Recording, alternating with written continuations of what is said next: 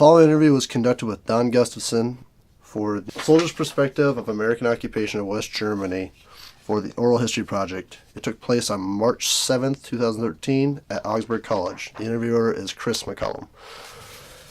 Okay, Gus, my first question, what brought you into military service? Easy answer, my friends and neighbors. Because back in the 1950s when I went into the military, the draft was still there. I had just left graduate school with my master's, and the draft board quickly realized I was no longer in school, which meant I lost my 2S classification. I don't recall, I think it was in September they informed me I was 1A. In November they sent me off for a physical, and in February I was a soldier. And just to clarify, what year was that again? That was February of 1957. 1957, okay. And how did you feel about service initially? I was damn mad because I was too important a person to have to waste 2 years of my life doing the monkey business that went with the military. I had heard very little good from buddies who had been in the military. It was a grind and all the rest. So I did not go in with the best of attitudes. On the other hand, there I wasn't going to mope. Okay. So it seems like it was a pretty prevalent feeling among people. So what was your understanding of American occupation prior to arriving in Germany? Come again with your question? What was your understanding of American occupation prior to arriving in Germany? What was kind of the feeling heading into Germany for yourself? I guess I hadn't thought about that. Well, I just knew that we had one heck of a lot of soldiers, military, in Germany after the Second World War. I knew very little about what occupation actually meant. And as I recall, I got into the service in February, went through basic training, was blessed with being lucky enough to go to a splendid adjutant general school for 16 weeks, and then had a month in Texas with the outfit that I was going to go with to Europe. And I don't remember getting any kind of orientation, really.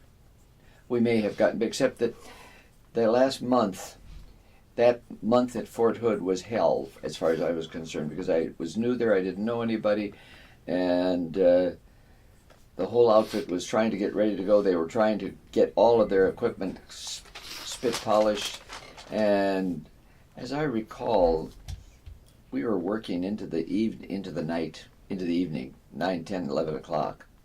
So, anyway, enough of that. All right. And then in November of '57, we landed in Europe, and were sent to a small caserne or fort, which was on the outskirts of Nuremberg in southern Germany. Okay.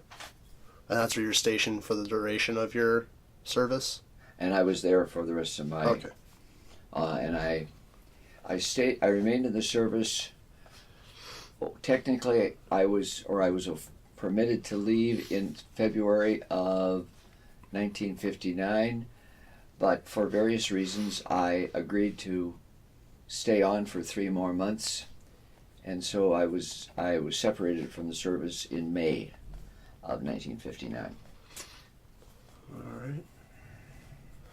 And what kind of orders were you given upon arrival? Was there clear communication of what you were supposed to be doing? Well, yes and no. I mean, I knew what I was supposed to be doing. I had been assigned to be on the personal staff of a 1-star general who was the commander of the artillery for the 4th Armored Division. And I worked with him then for about not quite a month. And so my job was doing what he asked me to do, the office work and so forth. And Uh, I don't remember exactly, though clearly we had a bunch of officers that came over to Germany with us. Many of them, some of them had never been in Germany. Some of them had been perhaps before, but they were very tense, as if the Russians might attack us tomorrow. We've got to be ready, and they were also very much attuned. We've got to be careful not to insult the Germans, and jumped at all sorts of little things just because they didn't sense the situation. A year later, it was a lot easier to be with them because they weren't as uptight. For example, we had a service club on the concern. It was a very small concern. I suspect maybe 1,500 guys at the most. And we had a service center that is a recreation place that was run by, well, I don't know I suppose by the Army, but they were civilians running it. And I know one night, those of us who were over there, to keep us busy, they suggested we should create a newspaper and the news of the day and so on. And somebody that night wrote an article about the Germans and their honey wagons. None of us knew what honey wagons were until we got to Germany. The honey wagons were simply the manure spreaders of the day. And I suspect what was happening, we had manure spreaders at home, but there was enough moisture in liquid that they were sort of in containers, and of course there was a slight aroma about them. And most of the guys in our outfit that I knew, were city guys. They weren't used to the smells of farm. And so there was a cute article about the Germans and their honey wagons. Well, the next day, one of the officers in the concern happened to see a copy of this, and he went bananas, because if a German were to see that, he would be so insulted and blah blah blah. Yeah, and it was that kind of stuff we lived with at first. I haven't thought about those honey wagons and that little business for a long time. Glad you came by. It reminds me. I could. So, and then kind of another question off that. In my research, I came across something called the 4Ds: denazification, demilitarization, decentralization, and democratization. Did any of your orders kind of revolve around that? That was all, yeah, governmental stuff or diplomatic.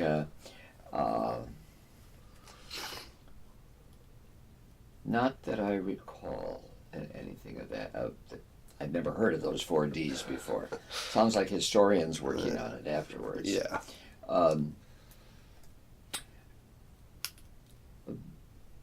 And, well, next question. Okay. I guess you kind of already went over it, but could you describe a typical day during your service? There were about 100 guys who were in our headquarters battery, as we were called. In the 4th Armored Division, there were, and armored meant it was basically tanks, but there were 4 units that were artillery, and 2 of those units, each of which had about 400 men, were at our concern, and then our battery, which was the headquarters, and we were superintending all of these 4 groups, was there.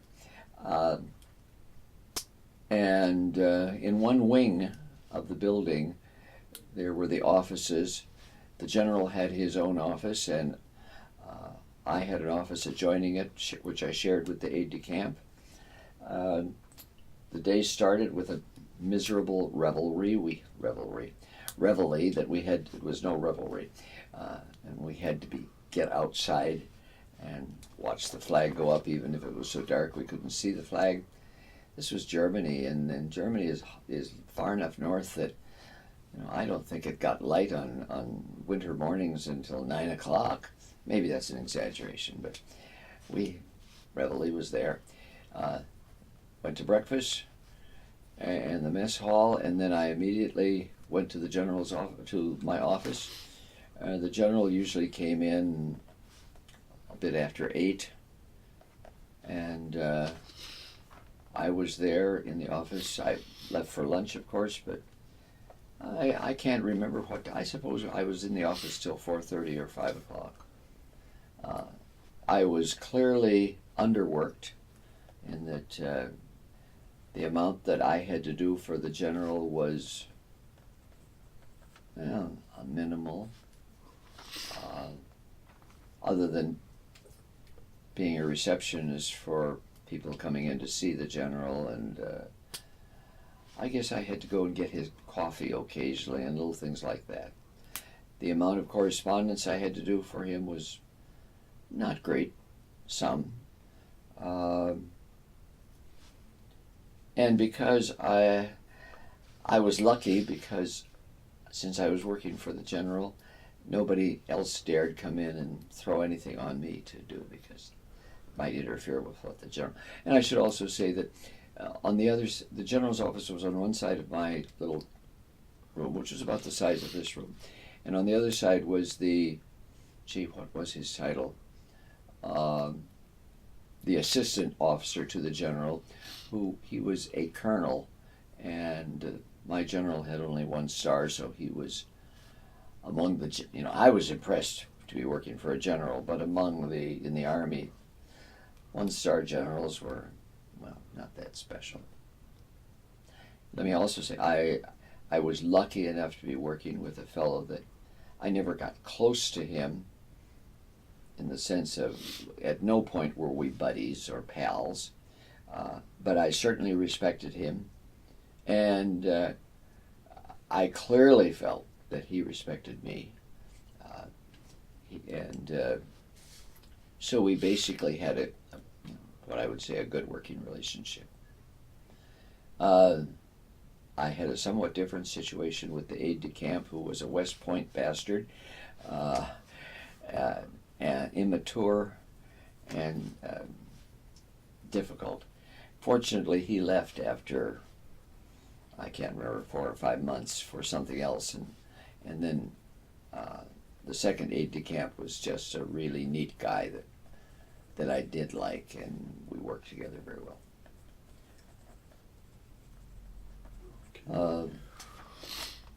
I can also say, or best mention, that that was office work. Because we were with a field outfit, meaning we were to be ready to fight when the time came, we at least once a month had what was called an alert, which would usually come about 4:30 or 5 o'clock in the morning, which meant we had to jump up, get clothes on, and get ready to march out. And about every other month, we would be told, and this time you don't just stand there by your vehicle, you go on out, and we're told where we are to meet again. And so we'd be out in the field, in the woods basically, for the morning. And most of us hated that. And then occasionally we would go out for 2 or 3 overnight stays. And in those cases, my job was I never rode with the general in his car or his Jeep, but once we got to the field, I had to dig his personal latrine. So I became a prime latrine digger.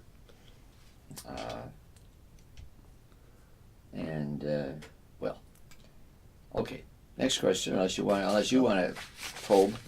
That was good. I guess another question I have is, could you describe your first impressions of the German populace and maybe their attitudes towards you and the rest of the American occupiers?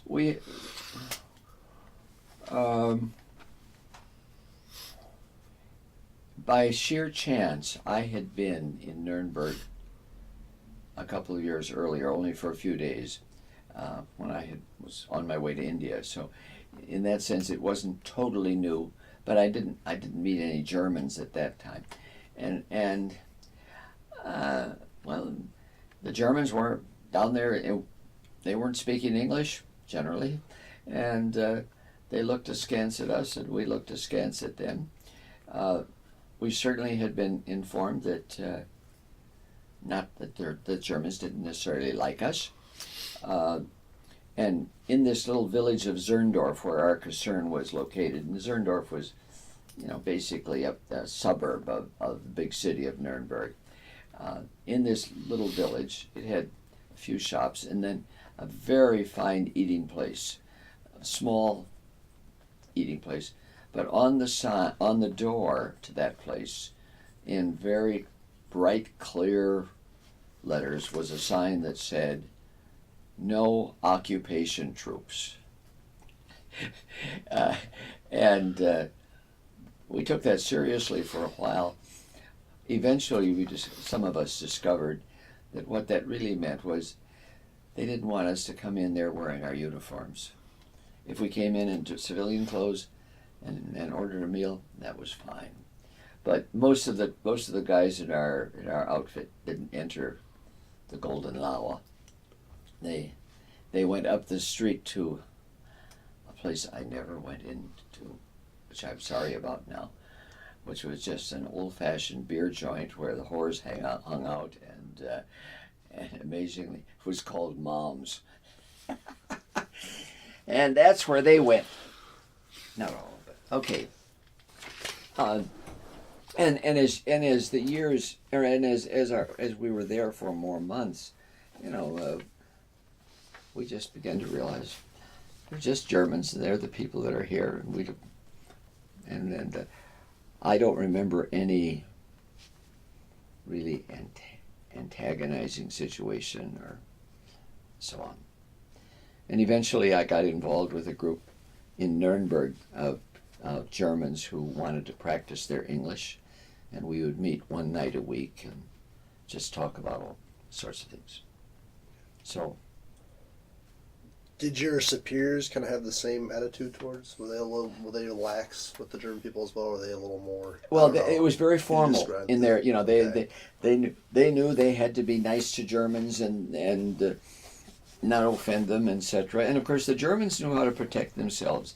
If, for example, an army jeep hit a chicken and killed it, the army would be then billed not only for the death of that chicken, but also for all the eggs that chicken might have produced in the next 2 years or 3 years, and that kind of thing. And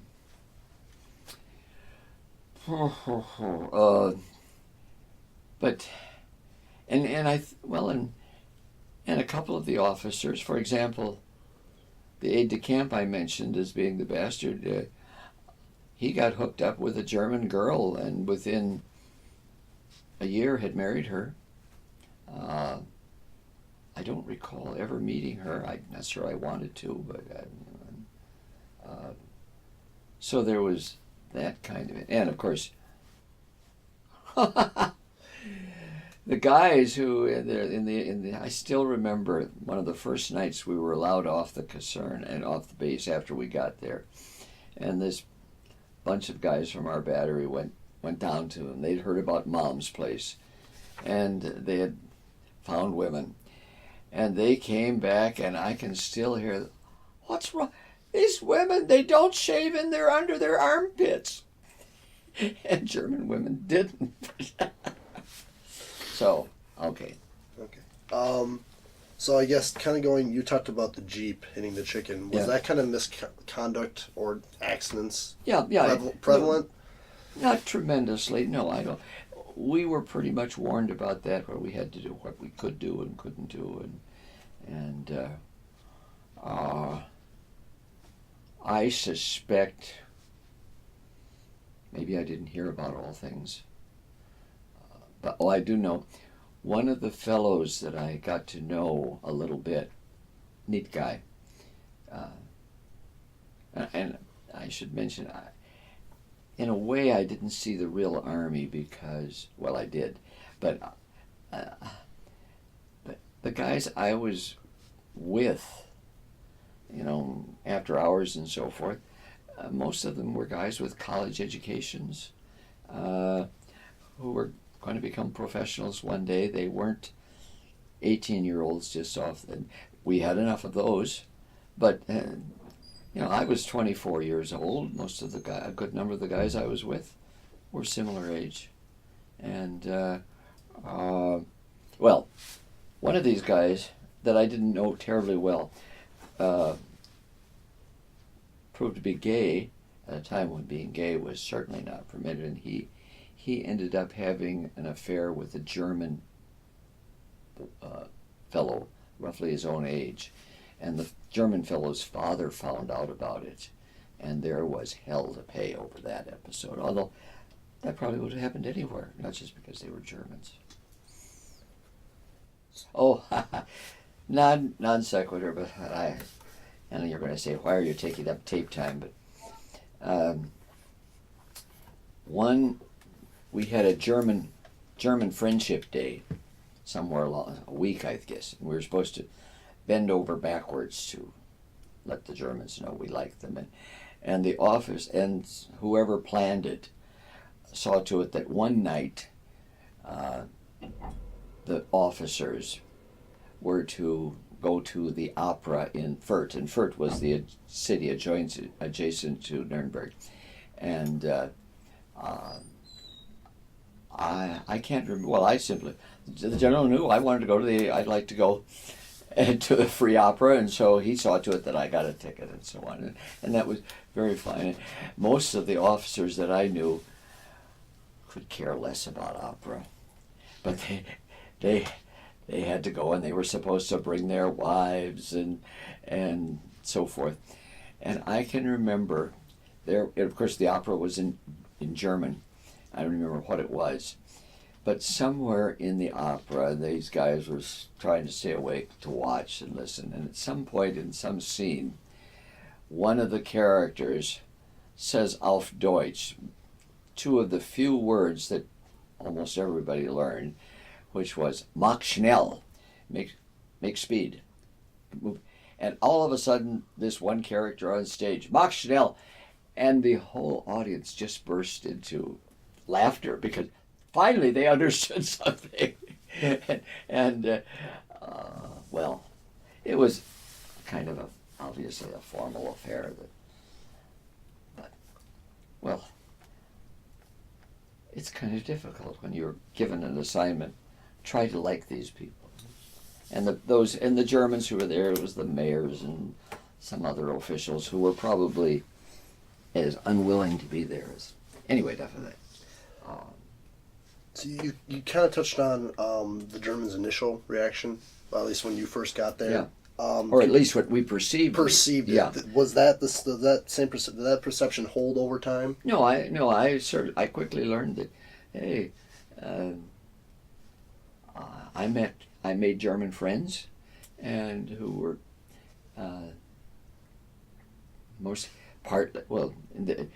partly some of them wanted to learn to work on their English. Some of the Germans liked to meet Americans because Americans would give them cigarettes. There were those sorts of things. And some of the guys in our outfit who had wives brought their wives over, and they rented apartments on the economy, and they lived down in the economy. And I know the general for whom I worked had a very nice house that had been assigned to him, and he had his oh golly, why can't I think of the word? He had a soldier who was his valet for all practical purposes, taking care of his clothes and so forth. And Al was a really neat guy, who and the general saw to it that Al could live out at the house. There was an apartment above the garage, and I was invited to move in there, but I didn't have a car, and it was about 3 miles from Caserne, and so I declined that. But there were fellows who lived off, and there were a number who got into serious. Oh, I dated, well, yeah, I guess I can use the word dated, a very attractive young German girl in the village who I met in this English language group that met her parents were highly suspicious of all of this, and even though I went to their house and met them, and I realized they were clearly unsure of all of it, of what this was all about, and in fact, they decided I wasn't all bad when I invited her to be my date for that opera I talked about, and that was proper cultural stuff and so on. I don't even remember her name now, but she recognized that I was not about to propose to her,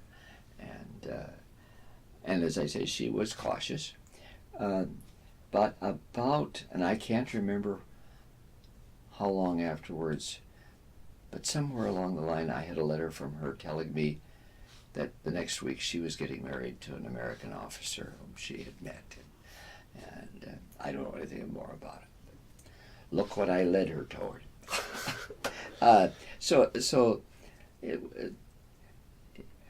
Whereas there were some guys in our outfit who never left the base unless they had to. They were mad about being in the Army. They were lonesome. They never got over that they weren't back home in Kentucky. Okay. I'm not sure if that answered your question. No, that answered that and my fraternization question. It seems I was pretty high between. Well, there's another thing here that you wouldn't.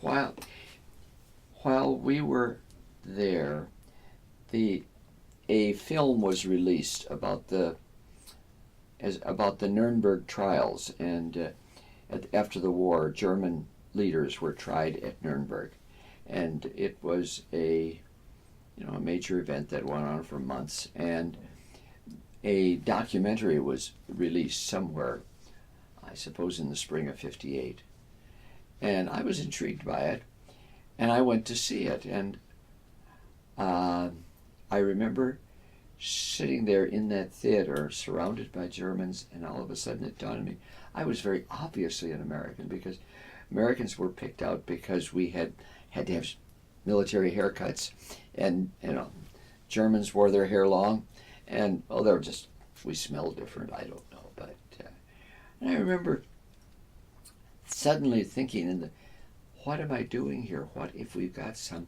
real Nazi fanatics who are angry about what's happened, and I get punched on the way out and so forth. None of that ever happened. I was not aware of anything, but it indicates that one had to be somewhat aware of, suspect, so forth, what might happen. Okay. I had a question about the Bundeswehr, the Federal Armed Forces that were formed in 1955. Yep. Did you ever have to interact with them? Could you describe that? Not very closely. Not very closely, but usually in the spring of each year we had a major practice war. And there would be, it would go on for maybe a week or so, and we'd be out in the field living in pup tents and whatnot. And I think the first year I was there was the first year that the U.S. Army cooperated with the German Bundeswehr in as they obviously should be doing if we might have to fight together. I don't remember that we had any German troops coming into our base, but I was somewhat aware of what was happening for the Germans, because this fellow Al, who was I remember his MOS, who was the servant for the general. He was a German boy, and had come to the United States and had agreed to the Army because this would get him citizenship faster.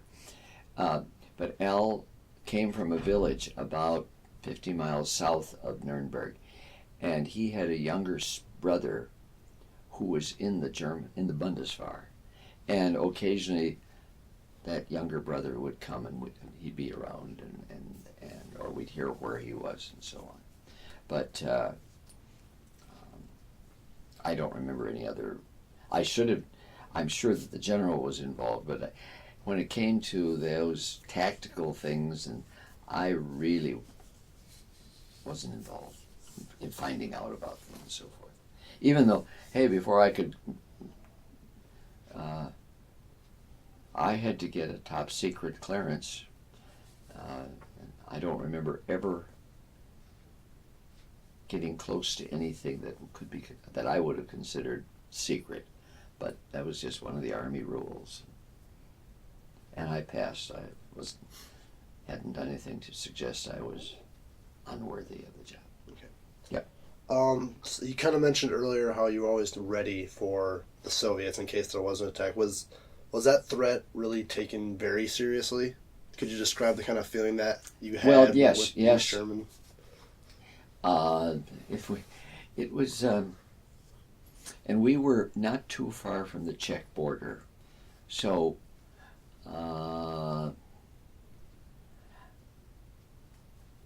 we were frequently reminded that, we were soldiers, and soldiers are to be ready to fight.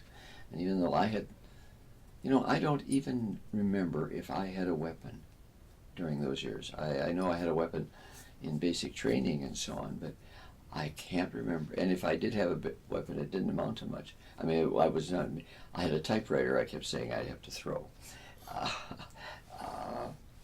But I was due to get out of the military, to be separated, I think about the 20th of May, 1959. That was when my 3-month extension would expire. And I think it was on the 10th of May or 8th of May, something happened. I don't even remember what it was, but all of a sudden there was real fear that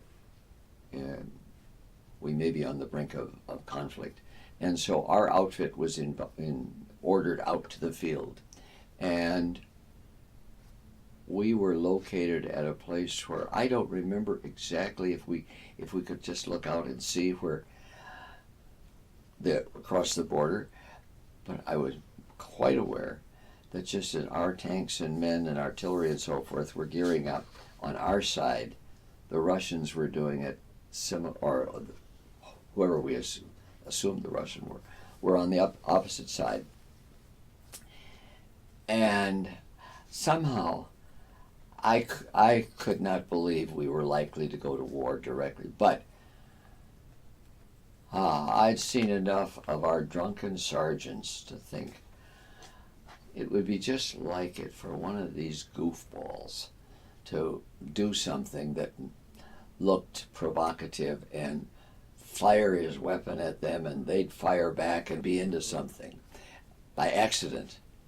And that did worry me, and I thought, damn it, could it be that because I extended for 3 months, I'll end up getting killed in combat over here? As it turned out, it didn't happen. And I don't remember how long that our outfit had to stay in the field, because when the 19th or 18th of May came along, I was shipped back to our caserne and packed up my stuff to leave. However, one of the really nice things about it, when the general knew, I don't remember what day it was, that was my last day in the office. That morning, Captain, whatever his name was, who was the general's helicopter pilot, came by. And I was surprised because I knew that we had not laid him on to take the general on a tour like he often did. And the guy came in, I said, well, what are you doing here? And he said, well, Gus, I came for you. And it turned out that as a sort of as a farewell gift to me, the general had asked his helicopter pilot to come and give me a ride around the countryside. And I'd never been in a helicopter chopper before. And, yeah, you know, my mouth, yeah. I think we were up in the air for an hour and a half or so, and it was tremendous fun because I was seeing villages and woods and so forth that I'd only seen from the ground. And so, well, next question. We must be close to 25 by now. Pretty close. You didn't think I was going to be this? No, I was just making sure that I figured you would be, but that's a good thing. Okay. Yeah. So, did you ever have any interaction with people from the other side, from beyond the Iron Curtain, refugees maybe coming over? None of that? Nothing. I wasn't aware of anything like that. No. And maybe it was occurring at some point, but you know, even though I was working with the general, and as I say, he wasn't high up either. So I did, after getting out of the service, I stayed in Europe, and I didn't go back. I didn't take off for the States until August sometime. So I had a couple of months. Much of that time I was up in Finland at a camp. But on the way from Finland, I came back into Germany because the ship I was going to be on was from Bremerhaven. And at that point, I stayed overnight in Hanover, I guess it was, and then took a train into Berlin and spent a day or two wandering in East Berlin. This was so long ago, hell, the wall hadn't even been built yet.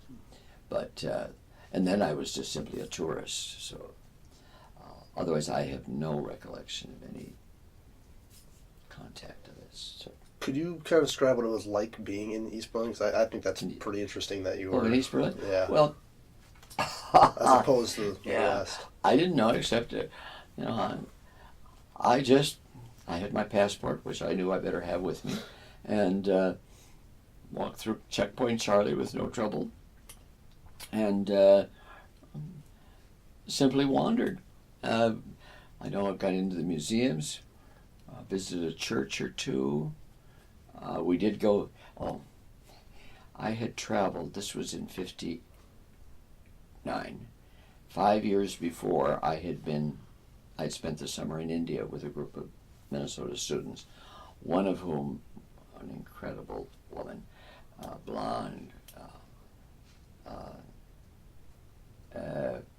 who had chosen the summer of 1959 to do a bicycle tour of Europe, and we had arranged we'd meet, and so we met and not in Hanover, in Hamburg we met, so she and I did Berlin, and she absolutely left me terrified more than once, guts turned to ice, because Joan was used to doing her own thing, and more than once she'd say, "Hey, this is an interesting ruin. I want to get a picture of it." And I said, "Joan," because we'd heard about what could happen to people that might be doing things that the authorities, but I don't remember a single moment when any official, police and so forth, even looked daggers at us or anything.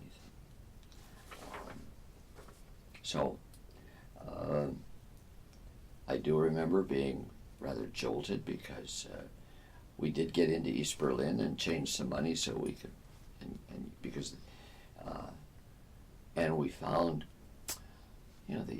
we knew that the economic situation in East Berlin was not good, but hey, their coins were so flimsy. I almost thought they were made of cardboard. They weren't. They were metal, but there was so little metal in them that, whereas the West German coins were good, solid coins. One of those little indications of it's another world. Well, push me. Okay. So now looking back, can you describe how you feel about the American approach to the occupation? Well, we was assumed that come again the American approach. What? Kind of how the American military approached Oh. the way they handle the occupation, orders, so forth. Yeah.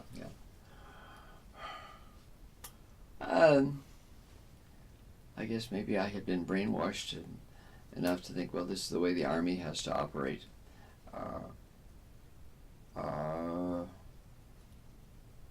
I don't remember. Well, I can remember being sometimes embarrassed. For example, like that night at the opera when the officers around me were obviously klutzes, cultural klutzes, and things like that.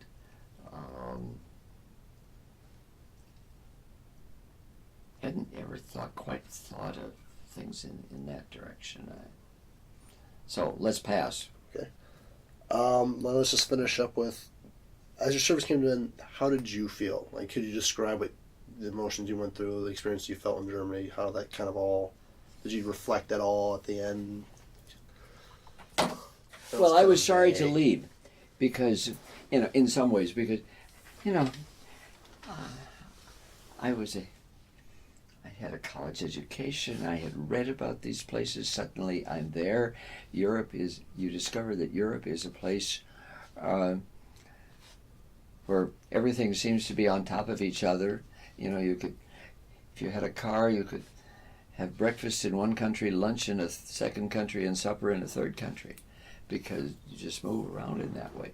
I didn't get a car until just a few months before I separated from the service. But I did have friends who would have vehicles, and our service club at the Caserne, every so often they did the kinds of things to try and get us out so we could on a Sunday afternoon we'd go tour a place that had some historic interest.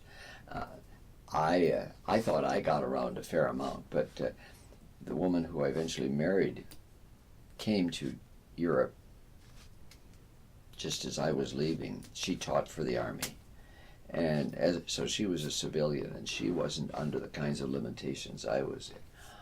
Oh, and the amount of traveling she and her fellow teachers did, just awesome.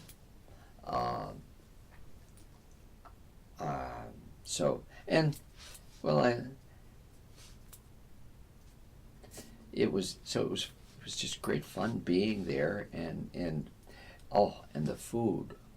Oh, to get off base and eat German food, and that was just so great. And some years later, when Bev and I returned to Germany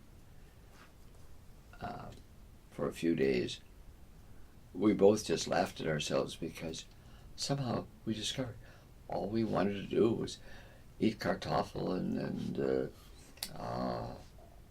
get those hard rolls, and there was the food.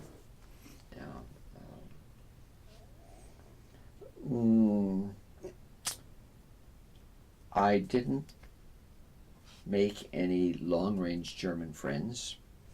I had acquaintances there, and in a couple of cases we maintained contact for a year or two. But whereas my wife, she spent 2 years in a small town called Pirmasens, and now, 50 years later, she still corresponds with people. But then she was a civilian. She didn't have to be on the base when she wasn't teaching and so on. So she just had more freedom.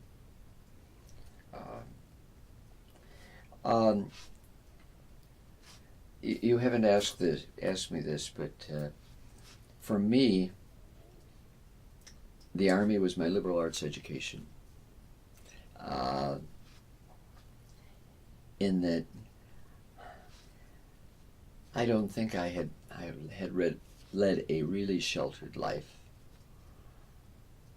but I certainly got to know new types of fellows that I had never really associated with before. I had never had much work experience. I had a bit, but not a great deal. But now to see how power worked, and I really left, when I got back home, I missed the Army in some ways. In fact, I even checked to see if I could get into a reserve unit somewhere, and I didn't. Well, there were certain things about the Army that I liked, amazingly. And partly, I was just this morning I was Skyping with one of my closest buddies who was a fellow I met when in the Army in Germany. And I was asking him something about Pinder Barracks and that I'd forgotten about. And amazingly, even at the time I sort of got, Tom wasn't happy about being a soldier, but this morning, it was amazing. His comments were very positive. And he said, it was really a good experience. Now, if, on the other hand, Tom was just a very lowly clerk in S2 of his battery, whereas I was a person with some prestige. I was the general secretary. When I was out wandering, some of the lieutenants almost would salute me because he's Nick. He knows the general, and the assumption was that because I was his, well, who knows, but it was the aura of power. And if I had been where Tom was, I probably would have had a somewhat less glorified picture of Army life.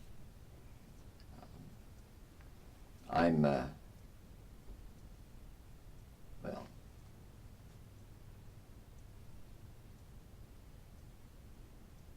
come on, you must think up a question of your own. You worked out things on your own. You've answered all mine, for the most part. And even without me asking, some of them just answered too. I ended the well, I can't remember when it was, but I finally was promoted to a rank of E5, which was a specialist 3, as I recall, the equivalent of buck sergeant. But I was not called a sergeant because my responsibilities were not directing people.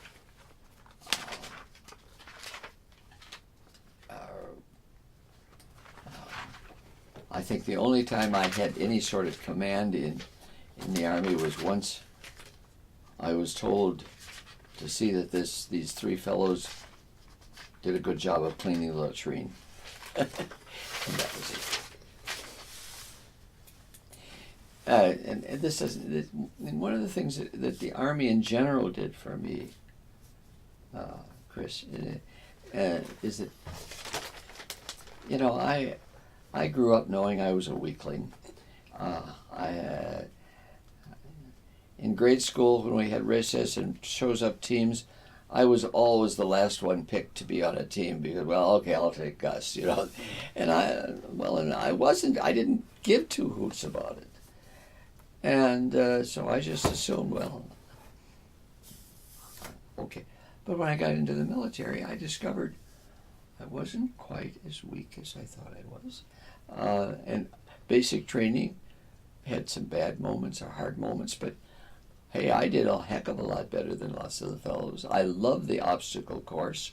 I still remember the fun of crawling in the mud on my elbows with my rifle while they were shooting blanks over us and partly because I was a farm boy. And so on. So that was good. I came away very impressed that the Army knew what they were doing. I frequently thought, oh my God. And yet, boy, I learned a lot. And so I honestly am sorry for guys like you that you don't have that chance at a military experience. But I'm not telling you going out and enlist. I suspect if I had stayed in the Army and spent my whole 2 years in Leavenworth, Kansas, I might have a heck of a lot different attitudes. That 1 month at Fort Hood, longest month of my life, partly because of the situation, partly because Fort Hood was such a hellhole and no trees, and so. So, do you think you had enough? You think you learned I something? think, yeah, I learned a lot. I think I got enough, and we almost got to an hour. Almost got actually. the full hour. Well, yeah. Let's see. What else shall I tell you? No, we're fine on time. So Yeah, no, yeah. I can't.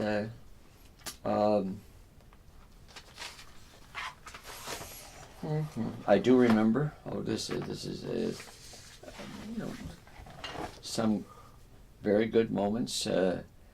Some pretty rough moments. I remember a couple of times we were called to go out for reveille, and it was cold, and I hid in my my wall locker, knowing it would have been hell to pay if I'd been found caught. But